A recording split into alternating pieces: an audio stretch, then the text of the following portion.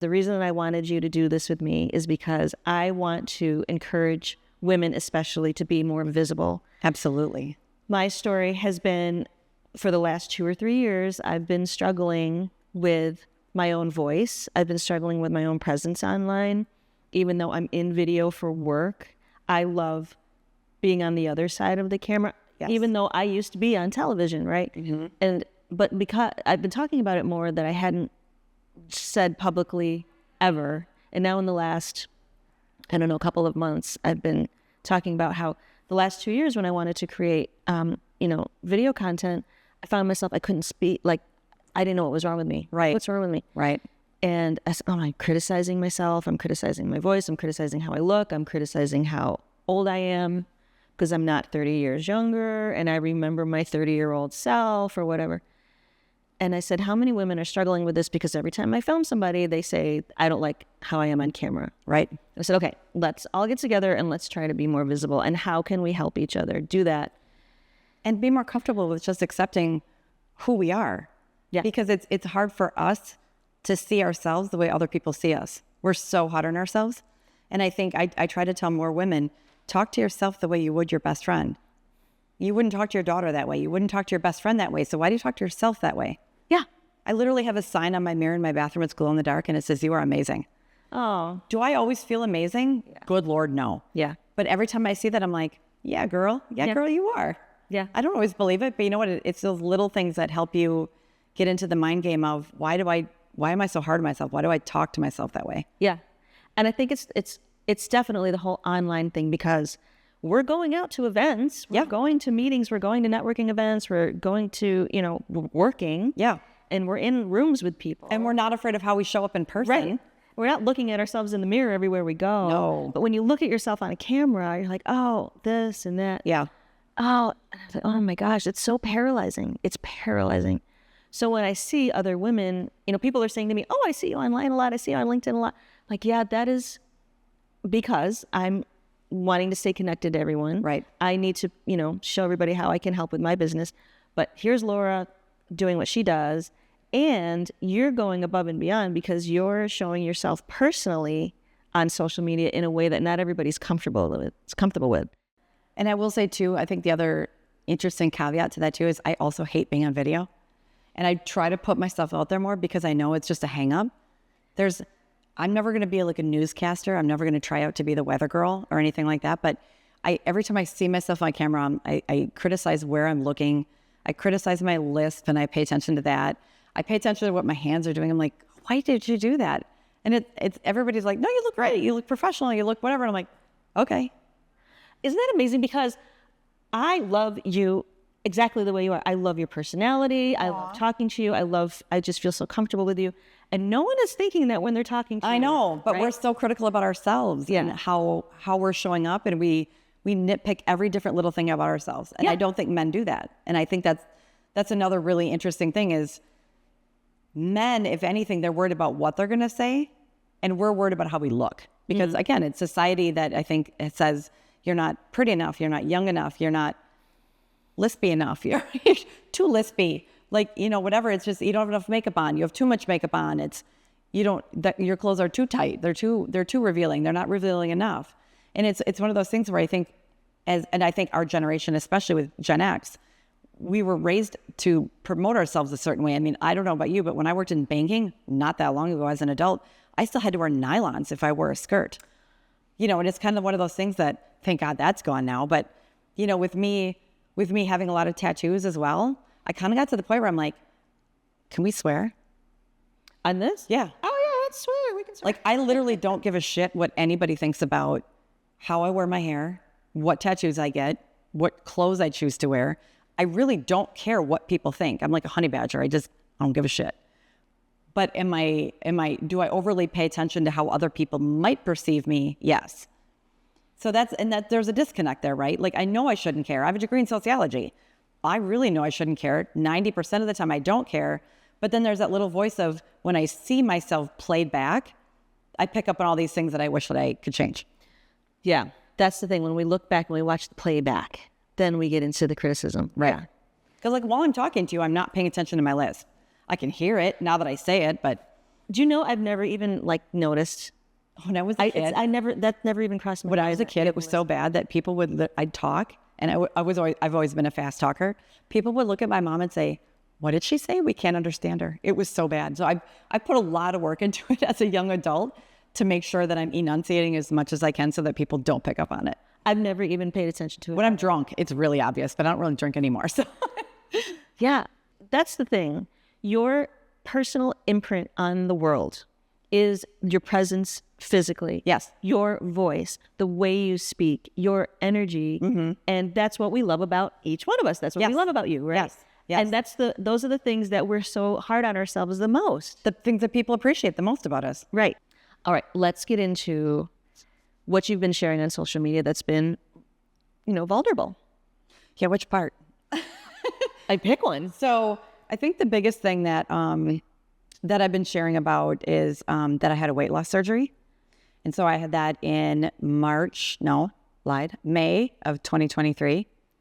And I got to the point where in April, I weighed myself and I weighed 207 pounds, which is 40 pounds more than I was even remotely comfortable weighing. And I had no idea how I had gained that much weight. I mean, I knew things didn't fit right anymore. But I had a keynote at the end of April and could not find a single thing to wear that was comfortable. And I thought, you know what? I'm not going out and buying new clothes to do this. So I wore something that I was like, this is good enough. It's kind of a moo-moo, but whatever, it'll work. And then literally within a month of weighing myself and being frustrated, I scheduled the surgery and had it done within a month. So I went down to Mexico. I paid $4,500 out of pocket. Oh my gosh. Gotten so many judgments about it. So many people saying, I can't believe you, da-da-da-da-da. I'm like, I don't really care what you think. Before you were going? Both. I mean, I didn't really tell too many people before I went. But I think it's just so many judgments of people who don't know what it's like. And so they just make assumptions. Well, were they worried about you going to another country, first of all? Because that's what I would worry about for you. Okay, she's going out of country. I go to Mexico by myself all the time, though. So for me, it was very comfortable. Okay, I didn't know that. Yeah. Okay. Every other year, I go to Mexico by myself. Oh, for a week. okay. I So it wasn't like you were going there for the first time. No. Okay, so you knew where you were going. I knew, and I was comfortable. The surgeon who did my surgery has done like 2,500 surgeries already. Extremely low complication rate, like 0.01% or something, which, I mean, people have so many different medical histories, I can't control everything. And I didn't have any complications like hernias that people had to repair inside, and that's a thing that can come up, that they already have those going on. So I didn't have any kind of complications that occurred. I flew home 2 days after I had the surgery. Yeah, it was, and then I started slowly losing weight, focusing on the right foods, started paying more attention to macros and, getting the proteins, the complex carbs and the vegetables and cutting out more sugars and doing a lot of research into how is this going to best work for me and how am I going to bounce back and recover and how am I going to adjust to this? And it's a mind game. In addition to physical recovery, you still have the mental effect of having the weight loss surgery, like body dysmorphia. There are times that I still look in the mirror and I'm like, oh my God, ew, and I'm like, okay, geez, Laura, I weigh less now, or about the same that I did in high school.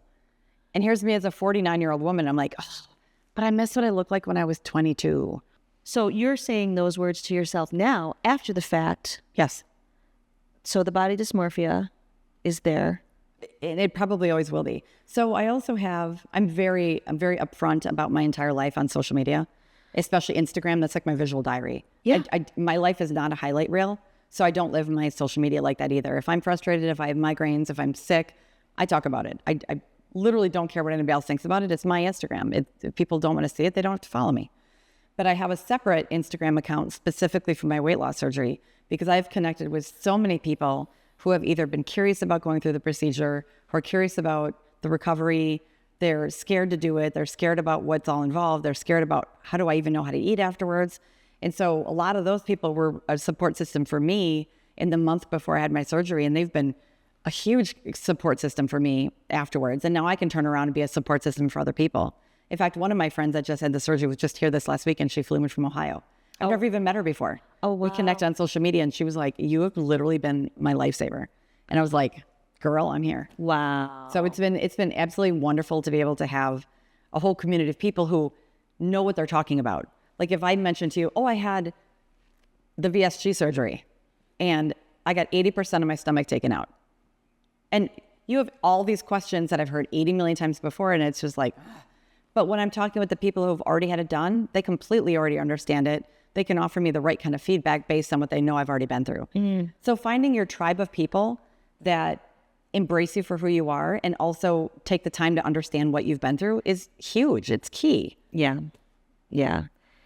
That's what I find I'm gravitating toward, same, more and more, like kind of keeping, not trying to shut people out, but Right. being very protective of who you're sharing your energy with and what you're really passionate about, because not everybody understands. Or wants to understand. And I'm not trying to change anybody's mind. I'm just trying to live my life, do my thing. Yep. Do what means the most for me. And yeah, you're going to attract the people that you're meant to attract and resonate with. And But you can also curate that list of people.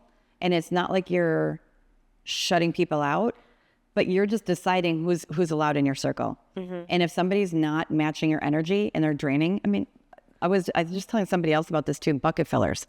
My son learned in kindergarten that people either fill your bucket or they empty from your bucket. And if everybody that's watching, I'm sure, can relate to people that empty their bucket all the time and never fill it. And when you really start to isolate who those people are and remove them from your energy and you're not putting into their buckets anymore, you'd be surprised how often they drop off the planet. And suddenly 2 years go by and you haven't even heard from them. You're like, well, there was that. I've been putting all this energy into maintaining this relationship and they don't even care. And so I've realized that the whole last like probably 5 or 6 years, and this applies to work, this applies to friendships, this applies to relationships. If I'm putting energy into you and I'm not getting it back, it's not meant to be in my life. yeah, and it's not like you're doing it because you're looking for reciprocation or you're like, well, you have to pour into me. I'm not going to pour into you unless you pour into me. It's just that it's that natural. Yes.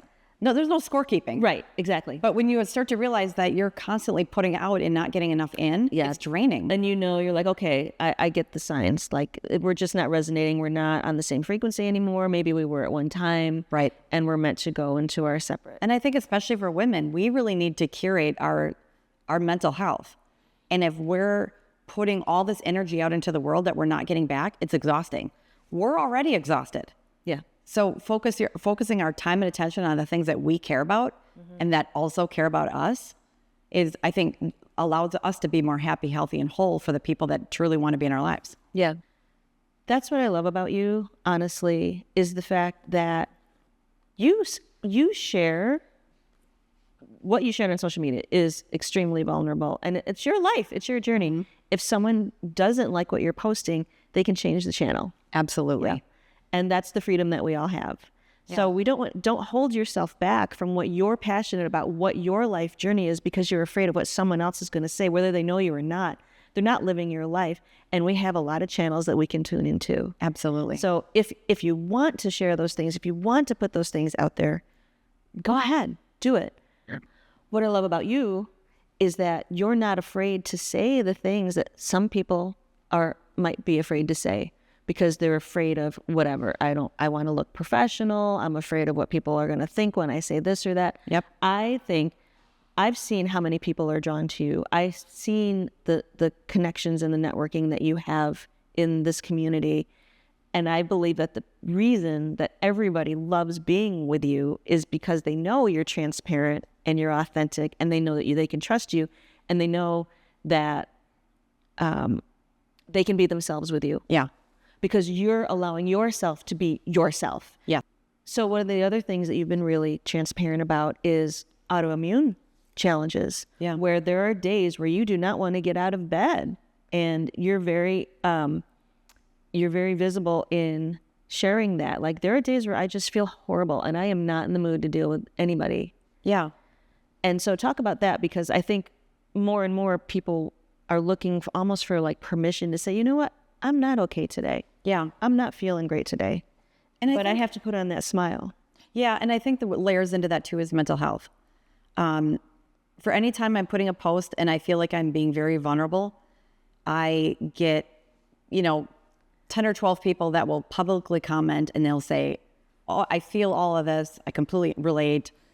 And then I have a couple people that will say, you're oversharing. You don't need to be putting all that out on social media. And then I have about 50 direct messages of people saying, please tell me more. I don't feel comfortable putting that out, but I have been dealing with that. I need to know more. I have had the same issues. I don't know how to relate. I don't know how to ask my doctor for help. Please help me. Please help me. Thank you for sharing this. And so it's really interesting that just like with all social media, and you think you know everything just by what you see, that one post that I'm putting up that talks about having a migraine, having autoimmune issues. Like, for example, I was telling you yesterday, Wednesday, I felt great. I went and did a couple different things out in public. I had makeup on, which rarely happens. I had makeup on. I was in front of the camera 2 different times. Felt great. Woke up Thursday morning, kind of had a little bit of a headache, kind of felt like I got hit by a car, just like in the upper half of my body. It felt I was really heavy. I started to feel like my head had like a 2-ton vise on it. I couldn't lift my arms above my head. I mean, it hurt to walk. It hurt to sit down. I just felt like my whole entire body was being like kind of dragged down and sucked down into wherever I was sitting. I also think I have that POTS, the POTS, the positionally something. And it's basically whenever you go from a sitting to a standing, you get really lightheaded and dizzy and your heart starts racing. So I'm pretty sure I have that too, but I've got so many other health things to deal with. That's like the least of my concerns. But it's one of those things where I just think I really wanted to go for a walk yesterday. And then it was, you know what? I can't. I just can't. I need to rest. I need to go slow. I need to still move around very slowly. I need to get up slowly. I need to give myself grace, give myself patience, and give myself time to just get over whatever this is. Woke up this morning and I'm 90% better. But it's still like, I can still feel like, it's like I call it like a migraine hangover. I feel like I had kind of an autoimmune flare up yesterday and now I have a little bit of a hangover from it, but I can at least function today. Wow. But it's funny too, because people say, oh, I never see that part of you. Yeah, those are the days that I'm feeling so terrible, I don't leave the house and I have to cancel my plans. And then when people say, well, that's really disappointing that you had to cancel. Well, I'm sorry for ruining your day. Well, I have a lot of issues and today was a day I couldn't overcome. I'm sorry. But it's one of those things where the more that I feel like I'm being authentic to myself and sharing my experiences on social media, I'm hoping that nobody else feels alone and isolated. Because when you're already a single woman in your late 40s and you're home alone, feeling all these things, feel there's physically or, your mental health is having a shit ass day, it's already isolating. So if you feel like you can't even talk to anybody about it, that's even worse. So I want to normalize talking about it. If people feel terrible, talk about it. Yeah. Because there's so many people that feel terrible and just feel like they can't share, and then they sit home and they suffer, and that makes their mental health even worse. Yeah.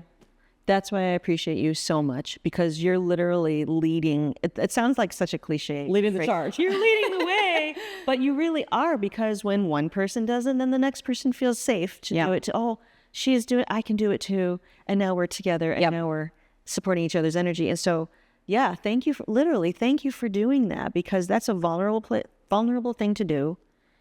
And you're still doing it, and it's actually your strength. And it feels like a weakness, but you're right, where it's kind of like my superpower of being able to say, I have 80 million things that are wrong with me, but these are the 2 that are affecting me today, and I will gladly share and tell you anything about it if it helps your life be any easier to get through, or helps you talk to your doctor, or helps you figure out what's going on with you.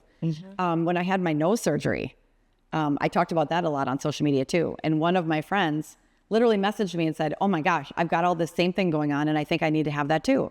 And she went and had the surgery, and she and I spent many DMs back and forth talking about, the nose surgery and recovery and how to best handle this and this. And it helps everybody feel less isolating. And if you don't feel comfortable talking about it publicly, then find someone that you can share with on that level of, they're in your tribe. Yeah. And having that curated tribe of people makes all the difference. Yeah. Well, thank you. That's exactly why I wanted to have you on this with me, because you are so inspiring in that way. You are really helping us to feel just supported, and we have more in common than we realize. We all have struggles. Absolutely. And the more we talk about it, I know, every podcast out there is talking about this, but I personally want to thank you for that, because you've helped me in that way, because I know that no matter what I do, I know I have someone out there. I know I have a friend who gets it. Absolutely. So there's a lot more of us than people realize. And if anybody watching this needs more friends like you and I, they should totally connect with us. We're here. We are here. We are on LinkedIn, Instagram, Facebook, Threads, Twitter, You can't Probably get a rid bunch of them. other ones I can't even think YouTube. of. YouTube. Well, I'm not on YouTube, but I'll be more on YouTube. That's my goal, is to be more on YouTube. Just, I don't know. I like YouTube. I just don't do enough. yeah. So that's where this is too. That's the intention. But the name of your business is, Engage Social Media. okay. Tell me when you started and who you started with.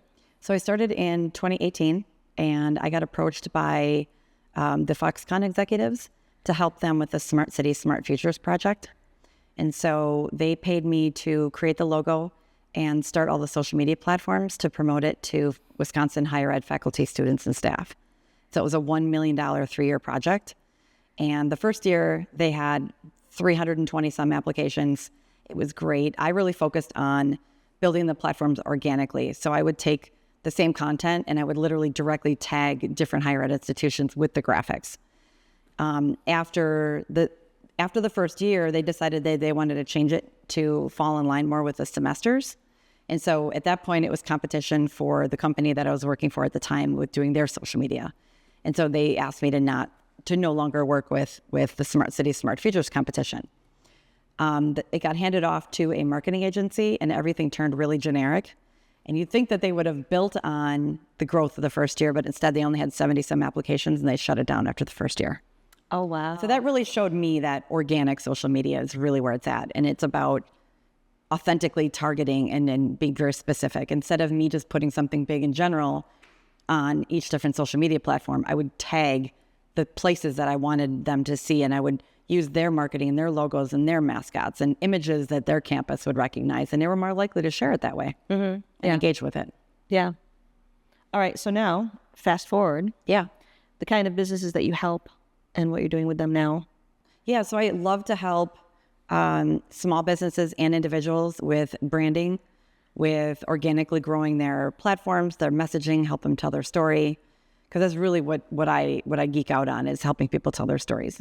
So like, for example, if you came to me and said, I've got this great business, I just don't have time to do the social media. I know what I want to say, just don't always have time. I don't know when I should do it. I don't know what graphics I should be using. I can either come in and help you. I can teach you how to do what I do, what I think will be successful, or we can do a 6-month kind of campaign, or you can just pay me hourly to help you as needed. Or I can teach you how to do it, or you can do it yourself. Yeah. So I like to meet people really where they're at and be able to help them grow authentically and be able to find their own voice, or be able to take their voice and say, okay, I'm going to sound like you, and I'm going to put things out on your behalf, so that you have to take one less thing off your plate, or one more thing off your plate. Yeah. So you can focus on doing what you love doing. Yeah. Because a lot of us need that help, because I find that, I'm not the kind of person that's scheduling in my posts, and I know I should. I mean, I've worked with businesses that do that, but for me, I tend to put things out in the moment, or if I know that something's coming up, I kind of have that planned, but I haven't been doing it in a structured, organized way, and that's why we need people like you. So. Yeah. The other thing, one fun part of all this is that you not only have Engaged Social Media, you have a whole other business besides this. I do. So my passion project is making fudge and caramels. And I think there's a lot of people who make fudge and caramels in town probably, but my little niche is that everything I make is gluten-free, and it's small batch, and I make it per order. And it's awesome because I have had my share. So I don't spend a weekend making a ton of fudge and hoping that somebody comes and buys it from me. I literally wait for somebody to place an order. Like, for example, here's what would happen. Faith decides she's got a craving for sea salt caramels. And she would then go to my website, she would place an order, and then I would ask her what days she wants to come pick them up, or in the winter I can also ship them out nationwide. So I'd say, when do you want to pick them up, or when do you want me to ship them out? And you'd say, oh, how's Sunday night? Sure. Yeah. Guess what? I will make them Saturday night. Yeah, this is what I've done. I have placed orders with Laura in that exact same way. I will make them ridiculously fresh. I will cool them overnight. I will package them in the morning, and they'll be ready for you to pick up the next day. And it's so lovely. I love the way your packaging, your branding, all of it, the way you said it. It's so nice, and it's such a treat to have for yourself, but it's so nice to give. It helps that I'm good at branding. Oh, yeah. And on my website, my video that you can see on there was produced by Faith. So you can also see that on there too. Imagine that. But no, I'm such a super fan because it's awesome. It's so good. It's such a treat to get the packaging. And when I want to give it as a gift to someone, I just gave some to another client of mine because I'm like, okay, what can I give to this person. Laura's Fudge. That's so perfect. It's so easy. And it's local. It's supporting a woman entrepreneur. Yeah, all of it. And it's food is my love language. And now that I'm an empty nester, because my son's 21 and he's in college, he just doesn't sit around and eat my food anymore, like any of my food anymore. He's like never there. So for me, it's I can deliver that love to people. And I love when people try it right in front of me. And I love when I get to do a pickup and hand it right to them. Like I love being able to provide a little bit of love via food in the form of sweets. And so I have fudge and caramels, and you can literally special request whatever you're looking for. If you say, can you make me a dark chocolate that's got fresh raspberries on it? Sure. I price them all the same. And so I'll just say to people, pick a random fudge flavor that's on there and just write it into notes of what you'd actually rather have. It's totally fine. So good. You have your own personal. Yep. What's that word? Confectionery Yep. expert. Yep. Confectionery specialist. Yep. Whatever you have your own. Artisan confectionaries. Sugar chef. And so I also make homemade marshmallows, and they come in different flavors. So like my favorite is the peanut butter, and I make them like 2 inches by 2 inches. So they're perfect for like your hot chocolate in the winter. So good. And then peanut butter bites, which are actually pretty healthy.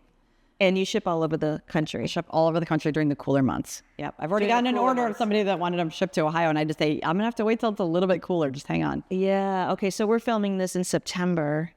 So yeah, starting in October. Yeah, probably mid-October. Also, the Bruce Company is having their artisan fair.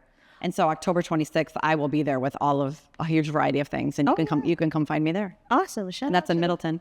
Okay. Yeah. Yeah. Shout out to the Bruce Company. We know the Bruce Company really well. Yeah.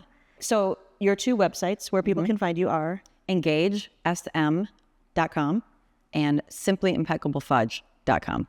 okay. And then your favorite social media platform to interact on would be LinkedIn, Instagram, Facebook. All of them. all one word. All of them. Yes, all of them. So find Laura. Laura's a great friend to have. Yeah, Laura Marie Kaiser is how you can find me on Facebook and LinkedIn. And then on Instagram, if you want to connect with me on there, is Ms. Moxie Madison. Awesome. Because why not? And we'll put these in the notes too, so you can find her. And Perfect. I have a feeling you're going to get a slew of orders this season. I would love it.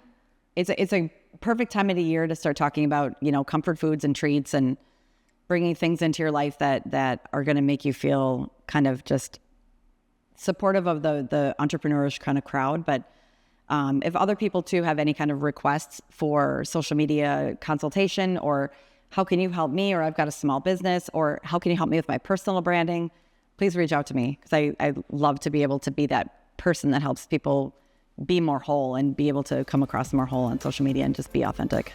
Yeah, you would be the go-to person. So thank you so much. Thank you. Yay. Yay.